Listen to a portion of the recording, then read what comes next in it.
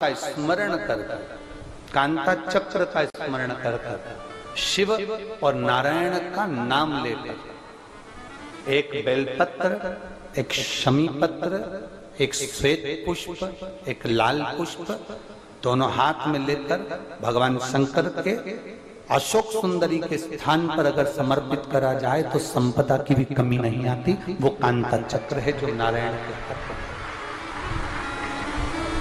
वो नारायण क्या है। आप उसका भजन, आप उसका स्मरण, आप उसका मंत्र जाप, आप उसका नाम जाप नित्य करिए। और हमने कहा था दुर्गा भवानी के हाथ में जो चक्र रखा है, देवी जी ने जो चक्र दे दिया था परशुराम भगवान को, फिर उनके हाथ में जो चक्र रहा उस चक्र का नाम क्या है? मृत्यु मंजरी। कौन सा चक्र है? मृत्यु मंजरी चक्र। देवी भागवत उसका नाम मृत्यु मंजरी।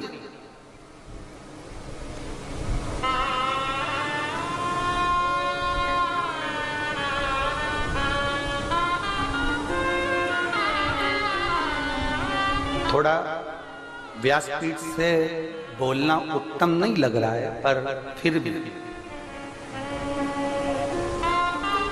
उसको बोला जाए जिससे संपूर्ण भारत के जितने भी विश्व के माताएं कथाएं सुन रही होंगी उसको फायदा मिलेगा। थोड़ा हमारा बोलना उत्तम नहीं है व्यासपीठ से, पर उसका लाभ प्रत्येक नारी को मिल सकता है, प्रत्येक बेटी को मिल सकता है। जो माँ पार्वती जी के हाथ में, दुर्गा जी के हाथ में जो चक्र है उसका नाम क्या है? जम के बोलो, मृत्यु मंजरी। इसको अनायास ना ले, इसको अपने विचार में गलत भाव में ना ले। नारी का जो रजस्वला धर्म होता है, रजो धर्म होता है,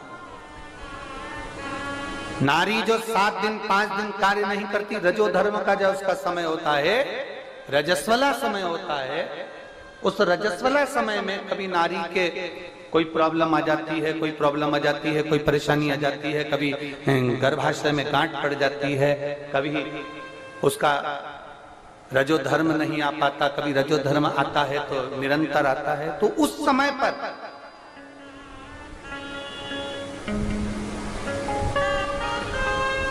एक गूलर का फूल, एक घंटी वाला जो देवी जी को फूल चढ़ता है, जायसोन का बोलते हो, गूलर का बोलते हो, जिसका भी आप फूल बोलते हो, पुष्प लाल कलर का होता है, उसमें एक घंटी जैसा होता है, उसमें छोटे छोटे दाने से निकले।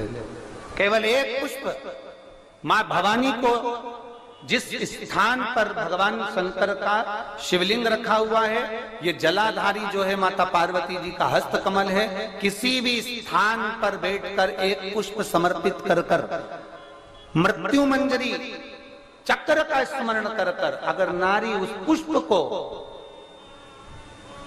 पुष्प को मंदिर के द्वार के बाहर बैठकर भी खा ले या घर पर भी खा ले, तो उसके रजो धर्म से जुड़ी हुई जो भी तकलीफें होती है या गर्भाशय में गांठ भी होती है तो धीरे धीरे गलना प्रारंभ हो जाता है।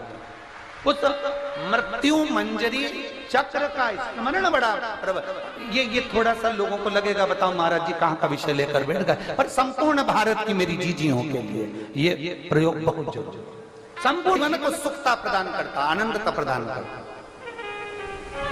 जैसे संतान नहीं होने पर आप सफेद आंकड़े की जड़ बांधते हो, कौन सा नाम लेते हो?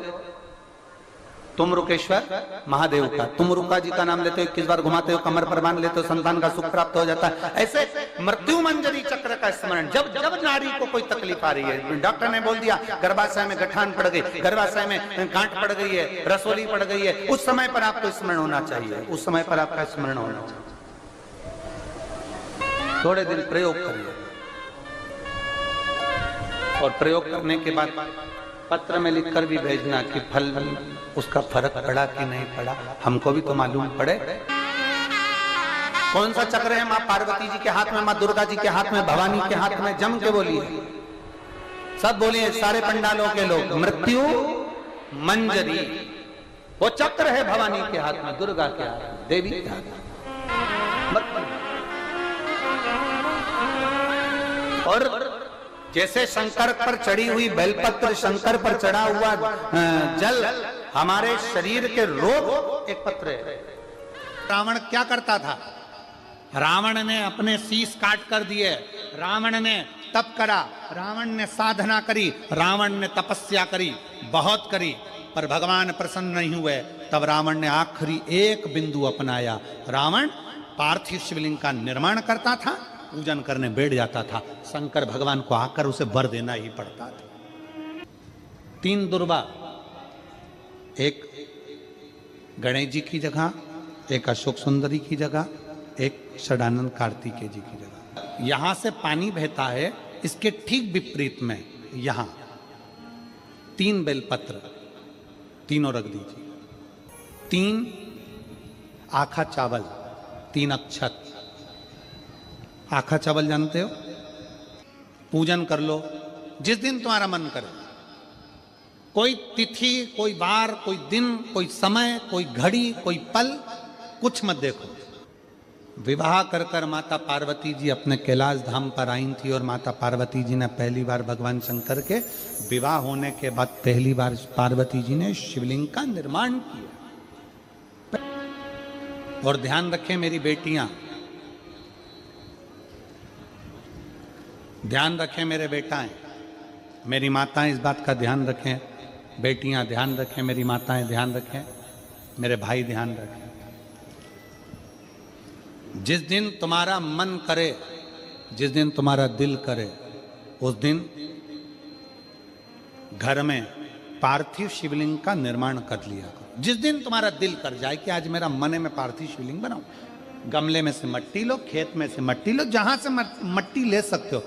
घर के बाहर कोई गमला हो, बगीचा हो, शहरों में जमीन पर कहां मट्टी ढूंढने जाओगे? तुम्हारे जो गमले लगे रहते हैं उसमें से मट्टी ले लो, पर छोटा सा पार्थिव शिवलिंग का निर्माण।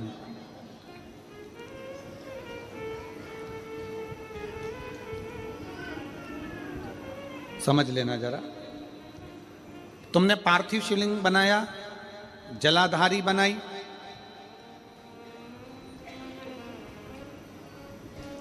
पूजन कर लो जिस दिन तुम्हारा मन करे। कोई तिथि, कोई वार, कोई दिन, कोई समय, कोई घड़ी, कोई पल, कुछ मत देखो। तुमने पार्थिव शिवलिंग का निर्माण किया।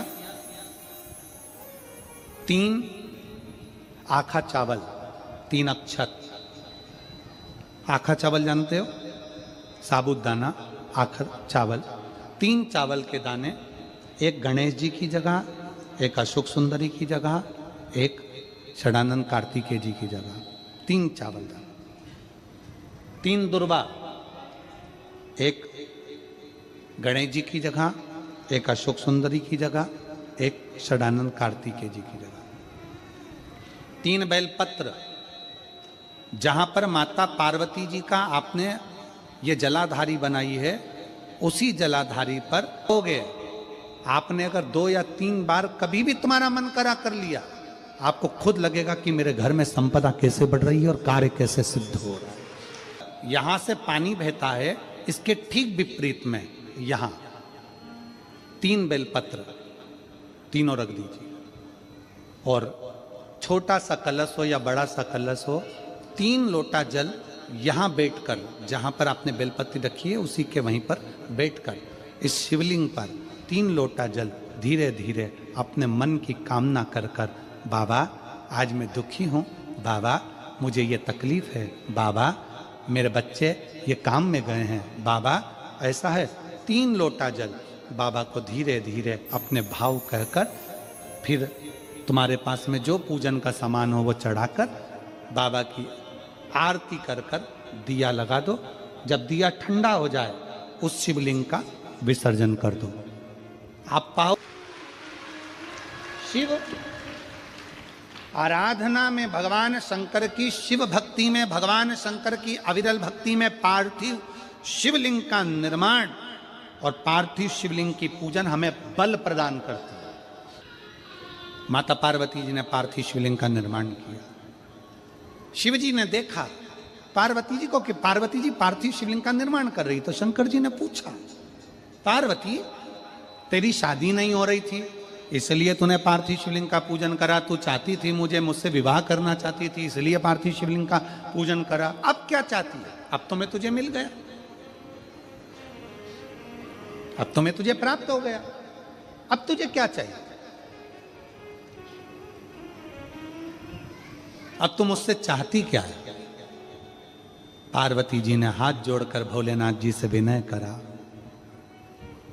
अब मुझे कुछ नहीं चाहिए, बस इतना चाहिए कि मैं कैलाश पर रहूं या शमशान में रहूं, जहां भी रहूं मेरे हृदय में कभी भी दुख ना हो, मैं प्रसन्न होकर अपनी जिंदगी को आपकी सेवा करते करते निकाल दूं। आपकी प्रसन्नता पूर्वक